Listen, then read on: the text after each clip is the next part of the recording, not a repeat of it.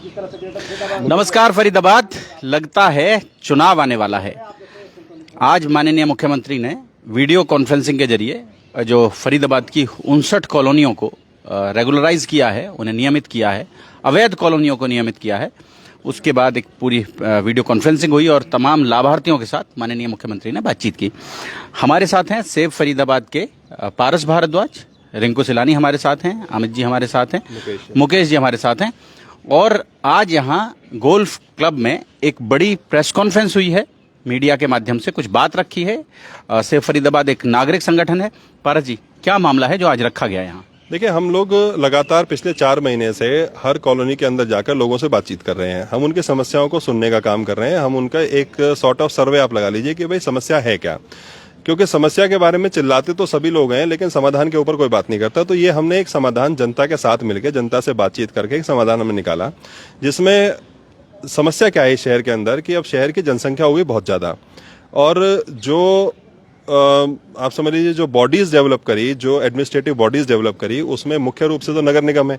नगर निगम के पास शहरी क्षेत्र भी आता है, नगर निगम के पास कॉलोनी क्षेत्र भी आता है, नगर निगम के पास फैक्ट्री एरिया भी आता है, नगर निगम के पास जो अभी तक रूरल एरिया था और अब वो नया नया निगम में आया जो आप समझ लीजिए कि जिसका पूरी तरीके से शहरीकरण नहीं हुआ है, जिसके अंदर आपको रूरल तरह के एडमिनिस्ट्रेशन भी चाहिए, उस तरह का एरिया भी आता है। तो अब इसके पास इतना ज्यादा जो वर्कलोड है नगर निगम का इतना हो चुका है कि अब ये काम नहीं कर पा रहा है नगर निगम। तो हम ये चाहते हैं कि भाई कॉलोनीज जो कि अब फरीदाबाद का एक बहुत महत्वपूर्ण और अभिन्न अंग बन चुकी हैं, बड़ा वोट बैंक भी बन चुकी हैं, बहुत बड़ा वोट बैंक बन चुकी है। मैंने अभी प्रेस कॉन्फ्रेंस में मैंने बात बोली कि ये आज की जो कॉलोनीज हैं वो फरीदाबाद की दशा और दिशा दोनों ही निर्धारित आज कॉलोनीज कर रही हैं। चाहे वो दशा और दिशा पॉलिटिकल है, चाहे वो सोशल दशा और दिशा है। जैसे आप त्योहार देख लीजिए, किस तरह के कल्चरल दशा और दिशा जो है वो भी कॉलोनीज तय कर रही है। आर्थिक दशा दिशा भी, मजदूरों की बस्ती है वो आज कॉलोनी डिसाइड कर रही है। तो जब इतना बड़ा योगदान इस फरीदाबाद शहर की प्रगति और विकास के अंदर इन कॉलोनीज का है,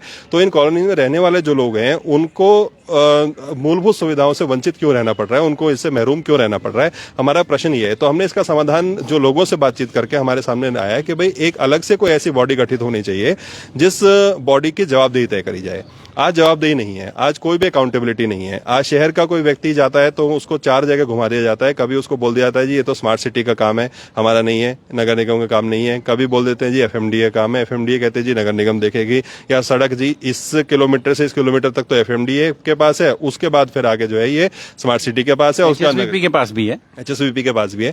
तो लेकिन कॉलोनीज के लिए ऐसी कोई व्यवस्था नहीं है जहां पर हम लोग अकाउंटेबिलिटी तय कर सकें। तो हम ये चाहते हैं कि भाई एक ऐसा प्राधिकरण बनाया जाए, जैसे ये Haryana housing urban development authority जो है या हरियाणा विकास प्राधिकरण जो बनाया हुआ है, शहरी विकास प्राधिकरण, इसी तर्ज पर एक मजबूत प्राधिकरण कॉलोनीज के लिए बनाया जाए जो कॉलोनीज की तमाम समस्याएं जो है उनका समाधान करने का काम करे। चाहे वो पानी से संबंधित समस्या हो, चाहे वो सड़कों से संबंधित समस्या हो, एनक्रोचमेंट से लेकर संबंधित समस्या हो, या इनके मालिकाना हक दिलवाने की समस्या हो, या फिर आप ये समझ लीजिए कि जो माफिया राज जो इन कॉलोनीज के अंदर पनप रहा है, चाहे वो जुए के माध्यम से पनप रहा है, चाहे वो कच्ची शराब के माध्यम से, पानी का माफिया, इतना बड़ा माफिया पारस जी। तो मतलब ये सारे जितने भी माफियाज हैं, ये सारे माफियाओं को हैंडल करने के लिए, इनको उचित सजा देने के लिए भी, और उसके अंदर एक्स्ट्रा जुडिशियल पावर्स भी होनी चाहिए, क्वाजी जुडिशियल पावर्स दी जाए इस प्राधिकरण को, जिससे कि कॉलोनीज का जो एक अलग से एक प्रारूप डेवलप होकर आ रहा है उसको टैकल करने के लिए ये सक्षम हो प्राधिकरण। पारस, अभी जैसे अंदर बात हो रही थी, प्रेस कॉन्फ्रेंस में भी बोल रहे थे कि उनमें पार्किंग की स्पेस हो, उनमें अलग से पार्क बनाए जाएं ताकि लोगों को कम्युनिटी सेंटर्स हों, लेकिन वहाँ जगह नहीं है। वहाँ जगह नहीं है। और आमतौर पर यह होता है कि जब प्रशासन के पास जाते हैं तो उनका सीधा सा बहाना होता है कि वहाँ जगह नहीं है प्रशासन के पास, तो कहाँ से इन सुविधाओं को लाएं, कैसे जुटाएं? देखिए, हमने उसमें एक, ये तो वैसे देखना सरकार देखे, ये तो हमारी डिमांड है, लेकिन हमने उसमें एक सोल्यूशन ये दिया है कि 3-4 कॉलोनीज के क्लस्टर को मिलाकर एक ऐसे कम्युनिटी सेंटर्स या फिर पार्क से ये ऐसा डेवलप किया 3-4 कॉलोनीज या जनसंख्या, मेन चीज तो जनसंख्या है के आधार पर जो उसको कैटर कर सके। तो लेकिन वहां पर सरकार की जगह है, ऐसा नहीं है, हमने खूब सर्वे करा है सरकार की जगह। हाँ, कहीं कहीं ऐसी जगह है जहां पर नहीं है, तो वहां पर देखा जा सकता है कि क्या डेवलप किया। मिलता है। खेतों को लेकर सरकार करती है सेक्शन 4 सेक्शन 6 के नोटिस जारी करके किसान से अधिग्रहित कर लेती है, अधिग्रहित कर लेती है। वैसे ही कुछ कुछ थोड़े घरों को भी अधिग्रहित करके जन सुविधाओं की वहाँ विकास किया जा सकता है। बहुत सारी जमीन सरकार की अनयूटिलाइज पड़ी है, हर कॉलोनी के आसपास पड़ी है। ऐसा नहीं है, देखिए अब 10 में से 8 कॉलोनीज के में है और 2 कॉलोनी में नहीं है, तो वो एक अलग विषय है। उसके लिए कोई और ऑल्टरनेट व्यवस्था की जा सकती है। जो कॉलोनी बहुत पुरानी होगी वहां पर तो पार्क्स हैं, लेकिन उनकी हालत देख लीजिए कितनी खराब है। तो मतलब कहने का मतलब है कि एक ऐसी जवाबदेही का एक ऐसा प्लेटफॉर्म तैयार किया जाए जिसमें आम नागरिक जाकर अपनी जवाबदेही तय करके अपने काम को करवा सके। आज वो जो काम है, आज नगर निगम में कोई काम करवाना है, HSCP से कोई काम करवाना, पारस, भूसे मैं में वो सुई बता रहा ढूंढने हूँ, का। अगर आप 15 अगस्त पर आप टाउन पार्क के भीतर गए हों तो आपको इस शहर के तमाम कॉलोनी वाले हजारों की तादाद में 12 सेक्टर टाउन पार्क में बैठे नजर आए। क्यों? क्योंकि उनके लिए ये भी अपने आप में एक बहुत बड़ी बात है कि आज 15 अगस्त का दिन है और परिवार के साथ हम एक खुली जगह पर जाकर बैठकर उस समय को एंजॉय कर रहे हैं। आप ये सोचें, ऐसी खुली जगह उन्हें उनके इलाकों में नहीं मिलती है। देखिए, जो आपके दर्शक इतिहास के कुछ स्टूडेंट्स रहे होंगे वो मेरी बात से इत्तेफाक रखेंगे कि पहले जो मजदूर होते थे, जिनको बड़े बड़े जो इंडस्ट्रियलिस्ट होते थे, जो जिस समय इंडस्ट्रियल रेवोल्यूशन आई तो मजदूरों को बहुत खराब स्थिति में रखा जाता था, जानबूझ के रखा जाता था कि कल को ये नई टेक्नोलॉजी को सीखकर या कोई नई चीज़ को वो देखकर ये हमारे अटपार आने की कोशिश ना करे, तो इनको ऐसी जगह पर रखो, इनके आत्मसम्मान पे ऊपर चोट पहुंचाते रहो। ऐसी फिलॉसफी से इतिहास में, मतलब वर्ल्ड ओवर की बात है, ऐसे कॉलोनीज विकसित करी जाती थी जिनको शेंटी कॉलोनीज भी बोलते थे। तो वहां पर इस बात का विशेष ध्यान रखा जाता था कि भाई लोगों को प्रॉपर वेंटिलेशन ना मिले, लोगों को अच्छा पर्यावरण ना मिले, लोगों को अच्छा पीने का पानी ना मिले, जिससे कि वो लोग अपनी मूलभूत सुविधाओं में इतना ज्यादा उलझ के रह जाएं कि वो विकास के बारे में या फिर वो अपनी पर्सनल डेवलपमेंट के बारे में सोच ही ना सके। ये एक सोची समझी साजिश हुआ करती थी। तो आज की कॉलोनीज को देखकर भी और इतने साल के बाद भी, आज हम जिस शताब्दी में जी रहे हैं उसके बाद भी हम जब इनको देखते हैं तो मुझे वो इतिहास के पन्ने याद आ जाते हैं कि भाई किसी समय पर जो आतताई होते थे वो ऐसी कॉलोनीज का निर्माण करते थे। बहुत सारी कॉलोनीज डेवलप हुई विकसित देशों में ऐसी जिनमें ये मजदूर वर्ग रहता था। तो ये चीजें वो है कि भाई आज सरकार यूएनओ ने तो बाकायदा वहां तो ये व्यवस्था है कि इन कॉलोनीज के लिए कुछ बात हो। देखिए, वहां पर तो राइट टू सिटी का कॉन्सेप्ट है। यूनाइटेड नेशंस जो है वो राइट टू सिटी कॉन्सेप्ट के ऊपर बड़ी मजबूती से काम कर रहा है। तो हम ये चाहते हैं कि भाई इस तरह की चीजें जो है फरीदाबाद जैसे शहर के अंदर होनी चाहिए, जहां पर पॉपुलेशन और प्लस जो कॉलोनीज में रहने वाले जो प्रवासी लोग हैं वो इतने ज्यादा यहाँ पर आज इतनी संख्या में है। तो इनके विकास के लिए सरकार कब बात करेगी? अब नहीं बात करेगी तो कब बात करेगी और कैसे? के लिए सरकार बड़ी योजना लेकर आई, दीनदयाल उपाध्याय जी को समर्पित योजना रही, घर बनाने के लिए आवासीय योजना जी। उसका परिता कैसे फरीदाबाद में लगा वो किसी से छुपा हुआ नहीं है। आज दीनदयाल उपाध्याय योजना के अंदर आप कोई प्लॉट खरीदने चले जाइए, 1.25 लाख रुपए गज का रेट है जी। मैंने कल ही पता करा है, 1,15,000 रुपए में लास्ट उसने मुझे बोला जी इतने में हम आपको दे देंगे। तो मैंने कहा जी इसमें कोई जो व्यक्ति है वो गरीब आदमी कैसे लेगा इसको? बोले जी बस अब तो ये ऐसे ही है जी, इतने में मिलेगा। 85% इस शहर में जो लोग रह रहे हैं वो मजदूर हैं जी। 85% लोग इस शहर में, फरीदाबाद शहर में मजदूर हैं और उनकी जो पारिवारिक आय है, मासिक जो पारिवारिक आय है वो 30,000 35,000 रुपए से फालतू नहीं है। ऐसे में वो अपना घर चलाएं, बच्चों को पढ़ाएं और फिर अपने घर का सपने को पूरा करें या झुग्गियां डाल लें।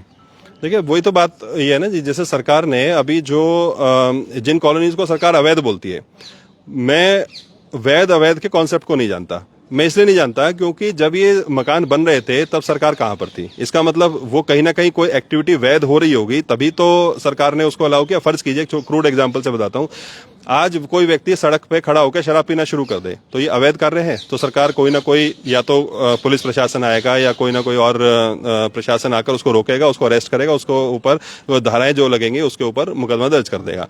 लेकिन अगर कोई व्यक्ति आराम से पी रहा है शराब खड़ा होके और पुलिस भी पास से गुजर रही है, इसका मतलब आम जनता की नजरों में तो हो गया कि ये तो अवैध कार्य है, ये तो अवैध नहीं है। तो वैसा ही काम 500 आदमी करने लगे तो फिर सरकार को भी सोचना पड़ता है कि ये कल्चर ही है शायद, तो इसको अमेंडमेंट के लिए कानून बनाए जाने चाहिए। तो ऐसा ही सरकार ने क्या किया है कि पहले तो इन कॉलोनीज को डेवलप होने देती है, फिर इन कॉलोनीज को तोड़ने के लिए निगम का अमला पहुंचता है, वो इनसे पैसे ले लेता है। कुछ मकानों को, जो इनके पॉलिटिकली कनेक्टेड मकान होते हैं, उनको तो छोड़ देते हैं और बाकियों को तोड़ देते हैं। तो ऐसा अपना छोड़ और दूसरे का तोड़ वाली जो रणनीति है फरीदाबाद में चल रही है, इससे खूब पैसे की उगाही होती है।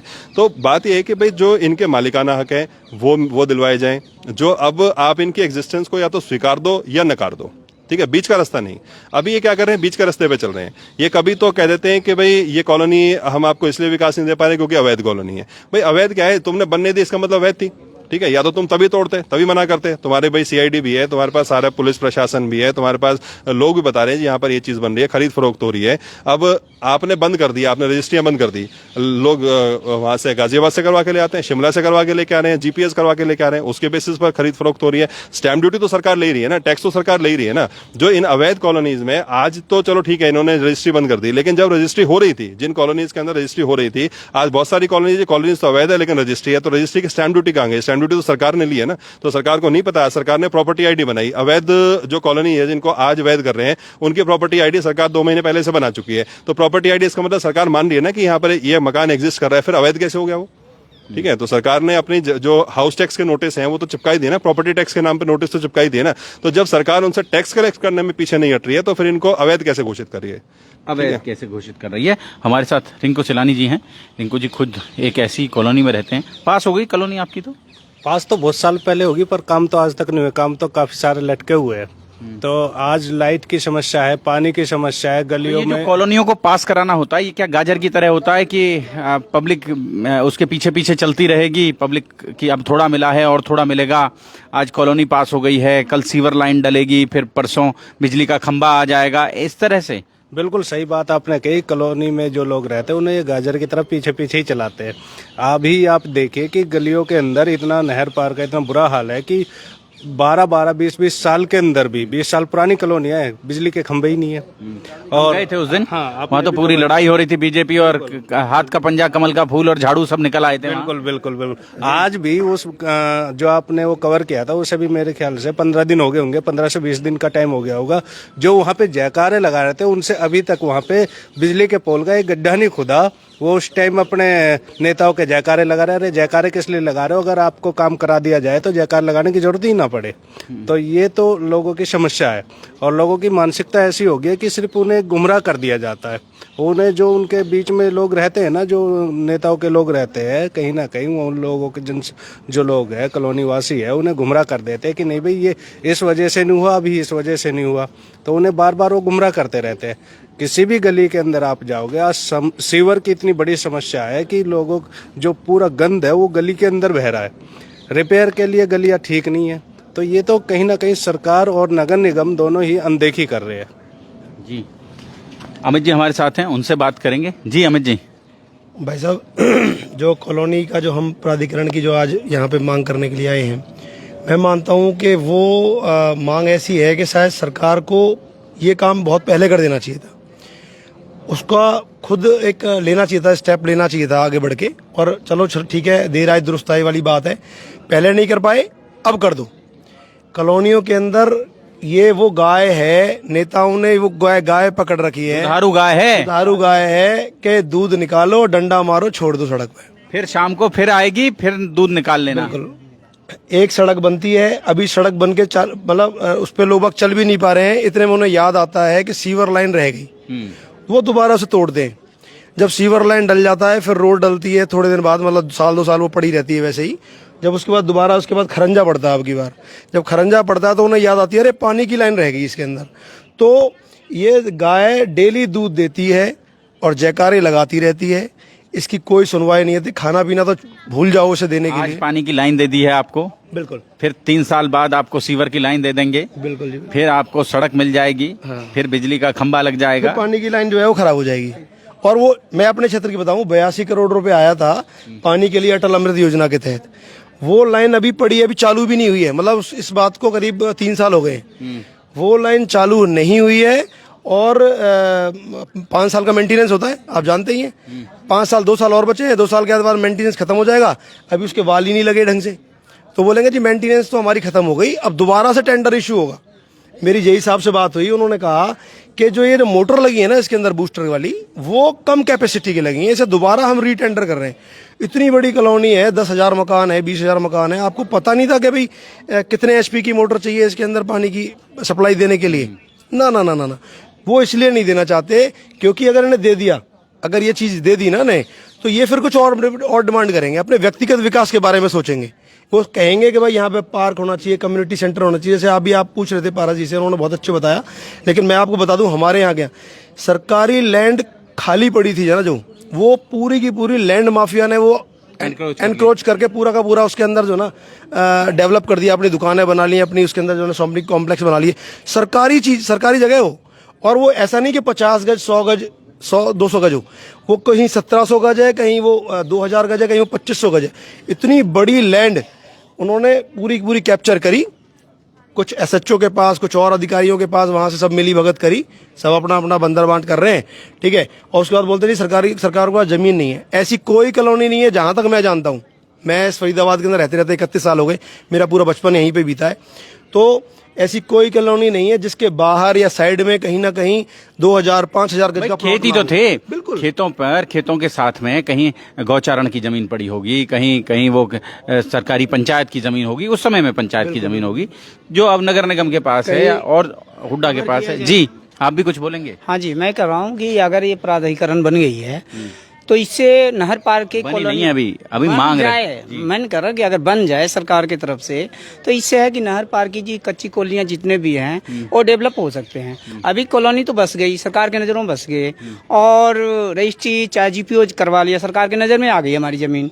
फिर भी हमारी जो रोड बनी है, पहले तो बना दी जाती, योजनाबद्ध एक काम नहीं होता। जो भी सेंक्शन पहले होता था कि जो रोड तोड़ा जाएगा उसे रिपेयर किया जाएगा, लेकिन अब वो प्रावधान खत्म कर दिया ये इस सरकार ने। तो अभी जो बसंतपुर से आपने देखा होगा, सेहतपुर के बाद जो पानी जमे रहते हैं पेट्रोल पंप के पास या आगे जाके और भी, तो इसका कारण है कि पानी का निकास नहीं है। अब देखिए बसंतपुर में आप लीजिए कि रोड को काट दिया, आधा रोड को काट दिया गया सीवर लाइन के बाद, जबकि उसमें 3 फंड लगाए गए नाला बनाने के लिए, लेकिन अभी तक सरकार को ये नहीं पता चल रहा कि पानी किधर गिराया जाए। कॉलोनी की पानी इकट्ठा रहता है, जिसके कारण तरह तरह की बीमारियां होते हैं। अब इसमें एक रोड़ा के रूप में आता है, तार सिंह भटाना के ये कम्प्लेक्स बना हुआ है जिसमें दुकानें बने हुए हैं, वहां जाने का हर योजना आती है, नाला बनते हैं, 3 बार नाला बन चुके हैं तोड़ के। तो ये सरकारी पब्लिक का जो पैसा है वो खत्म किया जा रहा है, माने एक तरह का लूटा जा रहा है। अब अवतार सिंह भटाना का रास्ता जो है, अगर वो वहां से निकल रही है नहर की ओर, तो अवतार सिंह भटाना कम्प्लेक्स अगर कच्ची कॉलोनी में होती लोग तो उन्हें तोड़ दिया जाता, लेकिन एक पावरफुल आदमी का वहाँ कम्प्लेक्स है जिसके कारण उसे तोड़कर वो नाला नहीं निकाला जा रहा है, जिसके कारण ये होता है कि बार बार नगर निगम जो है पब्लिक का फंड है वो नाले के रूप में प्रयोजित करके और उसको घोटाला किया जा रहा है। जोड़ेंगे फरीदाबाद आपको शहर की ऐसी और महत्वपूर्ण खबरों के साथ। बहुत बहुत धन्यवाद।